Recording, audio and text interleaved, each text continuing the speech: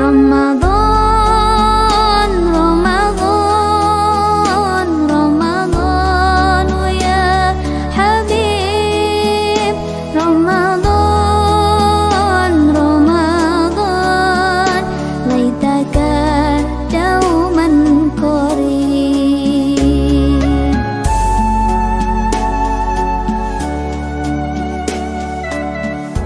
Bismillahirrahmanirrahim. Assalamualaikum warahmatullahi wabarakatuh.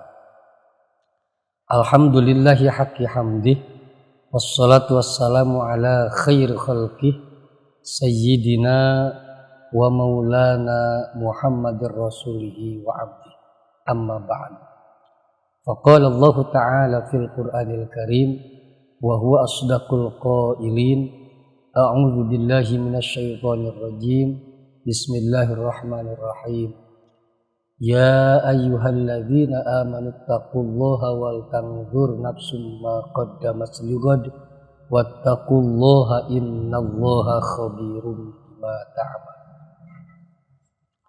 Kaum muslimin yang dirahmati Allah Subhanahu wa taala, alhamdulillah, bersyukur kepada Allah kita kembali bisa bertemu, bisa berjumpa pada bulan yang suci, itu bulan suci Ramadan. Insyaallah pada kesempatan kali ini kita akan mencoba membahas tentang wasiat. Kaum muslimin yang dirahmati Allah Subhanahu wa taala, di dalam kitab Fathul Qarib karya Abu Abdullah Muhammad bin Qasim bin Muhammad Al-Ghazi rahimahullah ta'ala, bahwa yang dimaksud dengan wasiat, wal wasoya jam'u wasiat, bahwa kalimat wasoya itu adalah jama dari wasiat. Min wasaitu syai'a bisyai', yaitu dari kalimat aku menyambungkan sesuatu kepada sesuatu. Idza wasaltu bihi wal wasiyat, maka pada saat aku menyambungkan dengan perkara tersebut.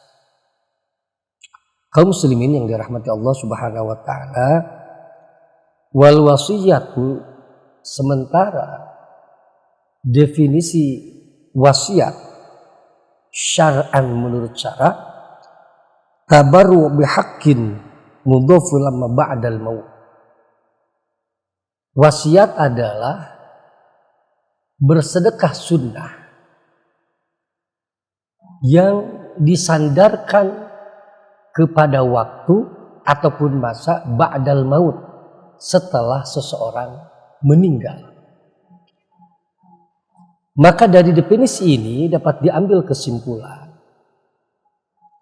dilihat dari sisi waktu, bahwa wasiat itu salah satu syaratnya adalah pada saat seseorang akan meninggal, dan wasiat baru bisa dibagikan pada saat orang tersebut sudah meninggal.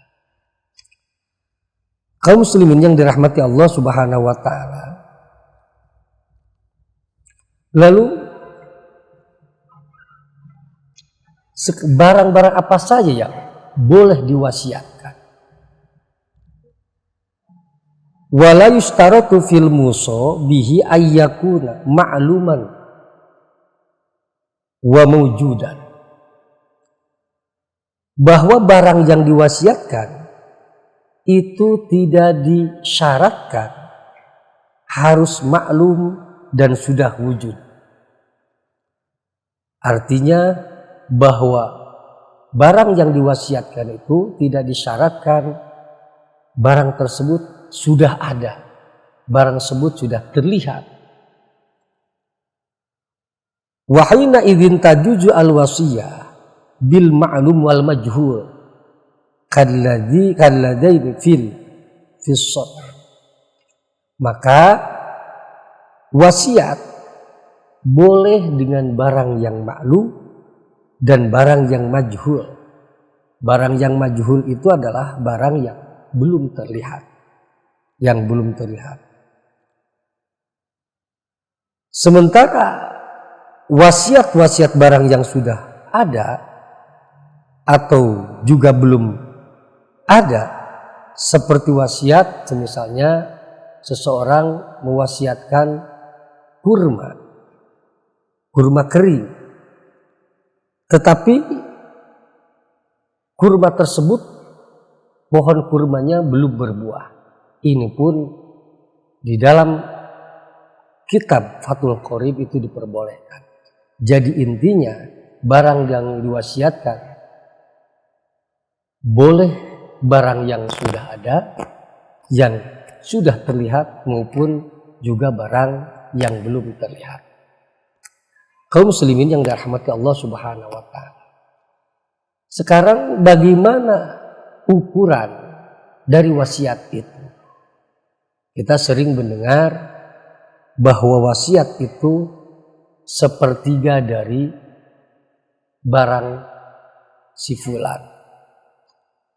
Seperti di dalam kitab Fathul Qorib ini, wahya ayil wasiyata minat thuluthi ay thuluthi malil musi, bahwa wasiat itu diambil dari sepertiga harta orang yang berwasiat. Ini adalah hukum dasarnya. Jadi besaran barang yang diwasiatkan itu adalah sepertiga dari harta orang yang berwasiat. Timbul pertanyaan, bagaimana kalau misalnya wasiat itu lebih daripada sepertiga? Nah, di sini musannif menjelaskan, fa in zada ala thuluthi, kalau wasiat itu lebih besar atau lebih dari sepertiga, wukifa az-zaidu ala ijazatil warathati al-mutallaqi at-tasarrufi. Nah, menurut musannif, kalau barang yang diwasiatkan itu lebih dari sepertiga barang orang yang berwasiat, maka harus ada persetujuan dari ahli waris. Kalaupun ahli waris itu menyetujui, maka wasiat lebih dari sepertiga itu boleh. Tetapi kalau ahli waris itu tidak setuju, maka wasiat tetap kadarnya harus sepertiga dari harta orang yang berwasiat.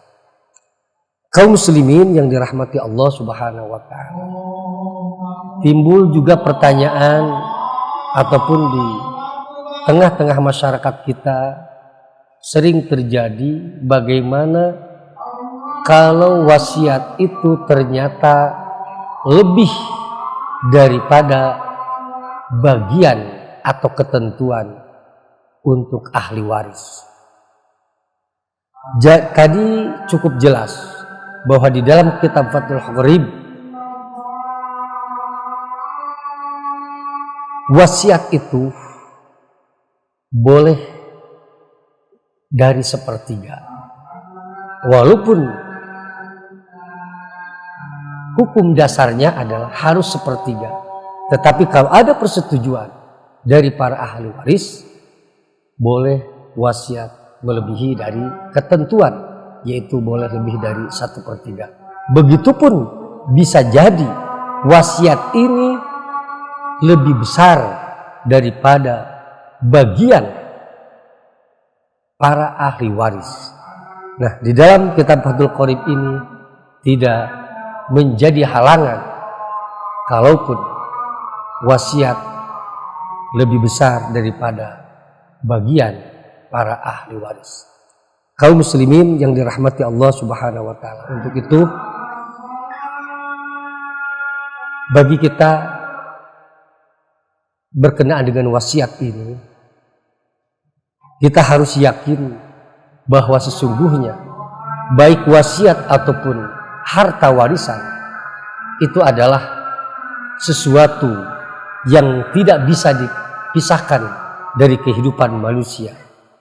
Tetapi demikian, tetap wasiat ataupun warisan itu memiliki ketentuan-ketentuan dan syarat-syarat yang jelas di dalam agama kita, yang tentunya ketentuan dan syarat itu harus sama-sama kita laksanakan, sehingga baik wasiat ataupun warisan itu menjadi sesuatu yang manfaat, bahkan menjadi barokah untuk kita semua, ataupun untuk yang baik, yang untuk yang menerimanya ataupun yang memberikan wasiat ataupun orang yang meninggalkan harta tersebut sebagai harta warisan.